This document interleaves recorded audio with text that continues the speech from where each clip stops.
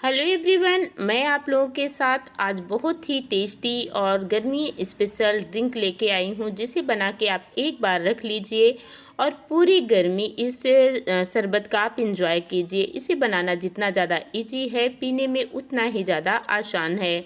आप एक बार बनाइए, आपके घर कोई मेहमान आ जाए या आपको कहीं भाग दौड़ में जल्दी से बना, बच्चे या खेल के आएँ, आप उनको फटाफट ये आम का रस बना के दे सकते हैं। तो मैं यहाँ ली हूँ दो आम ये है तोतापुरी आम है। तो आप किसी भी आम से बना सकते हैं, किसी भी कच्ची केरी से आप इसे बना सकते हैं। तो इस आम को पहले मैंने 5-6 घंटे के लिए पानी में भिगा दिया था और उसके बाद इसे मैं पानी से निकाल ली हूँ और इसके बाद कॉटन के कपड़े से मैंने पोंछ लिया। इसके ऊपर जो भी चोपी वगैरह होंगे वो साफ़ हो जाएं। अब इसके बाद हमें क्या करना है, आम को छील लेना है अच्छे से।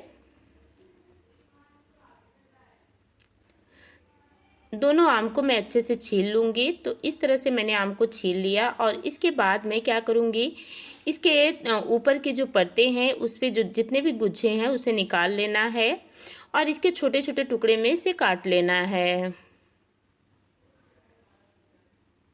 बस अभी ये तोतापुरी आम में क्या होता है, गुठलियाँ बिल्कुल पतली सी होती हैं और इसमें गुच्छे बहुत होते हैं और थोड़ा सा खट्टा कम होता है और इसका टेस्ट भी बहुत अच्छा आता है। तो आप किसी भी आम से बना सकते हैं, कोई भी आम ले सकते हैं। तो इसी तरह से मैंने सारे आम को छील लिया है और छील के इसके छोटे छोटे पीसेस कर ली हूँ।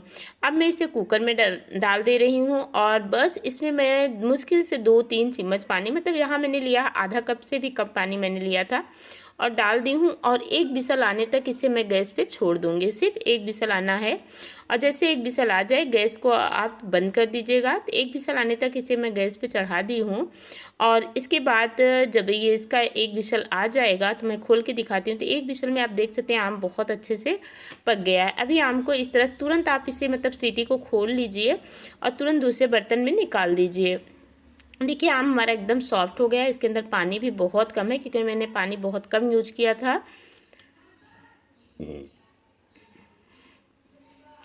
अब इसे बाद इसे अच्छे से ठंडा हो जाने दीजिए। तो मैंने इसे रख दिया था बस पंखे के नीचे और ये अच्छे से ठंडा हो चुका है। अब यहाँ मुझे लेना है मिक्सी का जार। तो मैं जार ले लूँगी और जितने भी पल्प हैं आम के सारे पल्प को मुझे डाल देना है मिक्सी के जार में।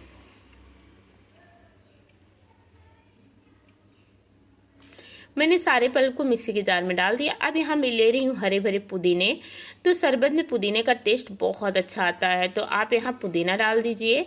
तो मैं यहाँ पुदीना 100 ग्राम ली हूँ। तो आप पुदीना कम या ज़्यादा कर सकते हैं, जैसा भी आपको पुदीने का स्वाद पसंद हो, लेकिन गर्मियों में पुदीना बहुत फ़ायदा करता है। 1 चम्मच में भर के ले रही हूँ काला नमक, आधा चम्मच में ले रही हूँ नॉर्मल नमक जो आप घर में खाते हैं, डेली यूज करते हैं, आधा चम्मच मैं ले रही हूँ कुटी हुई काली मिर्च और यहाँ मैं खड़ी इलायची का यूज कर रही हूँ। मैं आपको बताऊँगी कि खड़ी इलायची जब हम यूज करते हैं तो शरबत को कैसे, अगर आपके पीसी इलायची है तो आप उसको भी यूज कर सकते हैं। अब सारी चीज़ों को अच्छे से पीस लेना है और मैंने भुना जीरा भी डाला था, तो आप यहाँ भुना जीरा का भी यूज कर सकते हैं। और इस तरह से देखिए एकदम स्मूथ सा पेस्ट बन के तैयार हो गया है और इसमें कोई गुठलियाँ नहीं है, एकदम बढ़िया सा पीस चुका है। अब इसे मैं बंद करके साइड में रख दूंगी और चलूँगी गैस पे। तो इसी तरह से आपको पेस्ट बना के तैयार कर लेना है और इसे मैं मिक्सी के जार में ही रहने दे रही हूँ।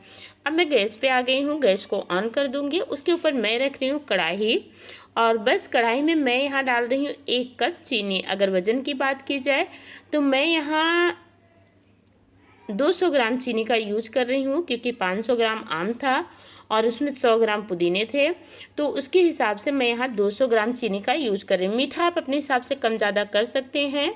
अगर आपको मीठा नहीं पसंद है तो इसे आप गर्म पानी में पका लीजिए और नमक डाल दीजिए। काला नमक की क्वांटिटी थोड़ा सा ज़्यादा कर लीजिए और तब भी आप ये शरबत बना सकते हैं। लेकिन जो मार्केट में शरबत मिलते हैं आपको, जो काफ़ी महंगे मिलते हैं, वो आप बिल्कुल कम खर्च में ये शरबत बना सकते हैं और घर का बना हुआ शरबत बिल्कुल फ्रेश होता है और आराम से आप 6 महीने इस शरबत को पी भी सकते हैं स्टोर करके। अब जैसे चीनी घुल जाए उसके बाद जो मैंने पल्प आम के बनाए थे, आम और पुदीने के, सारे पल्प को मुझे डाल देना है इसी चीनी वाले सीढ़े में और इसे अच्छे से मिक्स करना है। अभी आपको लग रहा होगा कि इसमें गुठलियाँ पड़ गई हैं, लेकिन ऐसा नहीं है। जैसे जैसे पकेगा ये एकदम नॉर्मल हो जाएगा। और जो इसमें इलायची मैंने खड़ी ही डाल दिया था, इसको मैं बाद में आपको बताऊंगी इसकी इलायची को आपको निकालना कैसे है। अभी आप क्योंकि इलायची जब इस तरह से पकेगा तो उसकी जो इलायची की खुशबू होती है वो आपके शरबत में पूरी तरह आ जाएगी। अगर आपके पास पाउडर है तो आपको कोई दिक्कत नहीं है, आप इलायची का पाउडर डाल सकते हैं, लेकिन मेरे पास था नहीं तो इसलिए मैंने खड़ी इलायची का यूज किया है। और बस इसी तरीके से इसे आपको चलाते हुए 7 से 8 मिनट 8-10 मिनट आपको पका लेना है। मिनिमम 10 मिनट आपको इसको पकाना है। अब मैं इसे लगातार चलाते हुए इसे पकाऊंगी और इसे लगातार चलाती रहूंगी। और ये देखिए पकते पकते धीरे धीरे थोड़ा सा थिक भी हो गया है। और बस इसकी थिकनेस बस कुछ इसी तरीके से रहनी चाहिए। अभी 5 से 6 मिनट हो गया है इसे पकाते हुए मुझे। अब यहाँ मैं थोड़ा सा फूड कलर डाल रही हूँ। अगर आपको पसंद है तो आप डालिए, पूरी तरह ऑप्शनल है। अगर फूड कलर आप चाहें तो अवॉइड कर सकते हैं, इससे आपका कोई टेस्ट नहीं आता है, इससे आपको कोई स्वाद नहीं मिलता। लेकिन जो मार्केट में आपको शरबत मिलता है वो कुछ इसी तरीके से होता है और देखने में शरबत एकदम लगता है कि कच्चे केरी का शरबत है। तो इसके लिए फूड कलर डालना थोड़ा सा ज़रूरी है, लेकिन अगर आपको नहीं पसंद है तो आप इसको स्किप कर सकते हैं। फूड कलर डालने से ये देखिए लग रहा है कि कच्चे आम का शरबत है, पूरी तरह से बढ़िया सा ग्रीन ग्रीन दिख रहा है। और ये देखिए जैसे इस बर्तन पर कोटिंग हो जाए इस तरह से, तो आप जानिए कि आपका शरबत जो है परफेक्ट पक चुका है। अब हमें इसे 1 मिनट और इसी तरह चलाना है। और अब मैं क्या करूँगी कि गैस को मैं बंद कर दूँगी। तो आप देख सकते हैं मैंने गैस को बंद कर दिया है और इसे ठंडा होने के लिए मैं छोड़ दूँगी। तो ये जब थोड़ा ठंडा हो जाएगा तब मैं इसके आगे की प्रोसेस करूँगी। अभी ये काफ़ी गर्म है तो आप इसे गर्म में शरबत भी नहीं बना के पी सकते हैं और आप इसमें कुछ कर भी नहीं। और इलायची के आपको छिलके भी दिख रहे हैं, तो आप सोच रहे होंगे कि इलायची के छिलके अगर मुंह में आएंगे तो अच्छे नहीं लगेंगे, लेकिन मैं इसको उस शरबत के अंदर नहीं रहने दूँगी, इसे मैं निकाल लूँगी। अब इसे मैं ठंडा होने के लिए छोड़ दी हूँ और जब ये ठंडा हो जाता है तब मैं दिखाती हूँ। देखिए तो मैंने इसे 1-1.5 घंटे के लिए छोड़ दिया था और ठंडा होने के बाद इसकी थिकनेस थोड़ी सी और हो गई है।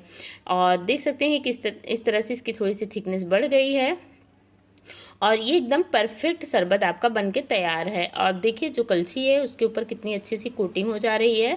अब मैं चलती हूँ इसे छानने। तो ये जो आपके शरबत वाली छन्नी होती है ना, जब आप इलायची खड़ा यूज करिए तब आप इसी तरीके से छान लीजिए।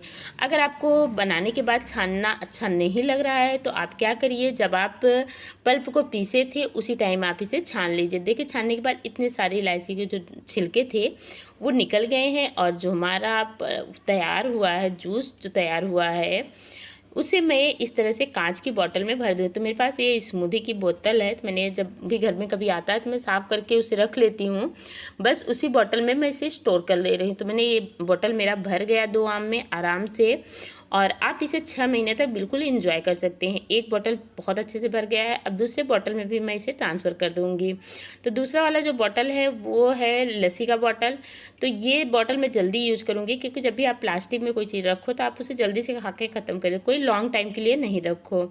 और बस इसके भी ढक्कन लगा दे रही हूँ। तो आप देख सकते हैं कि मेरा जो जूस है ना वो बन के तैयार, शरबत की जो तैयारी हो चुकी है। अब आप ग्लास ले लीजिए, उसमें कुछ आइस क्यूब डाल दीजिए। आइस क्यूब से क्या होगा, थोड़ा सा शरबत आपका ठंडा रहेगा और आप जिसे भी जब भी आपके घर कोई मेहमान आ जाए ना, आप 2 मिनट में आप इस शरबत को सर्व कर दे। और 2 चम्मच जितने ये आपका जो जूस वाला मिश्रण है उसे डाल दीजिए।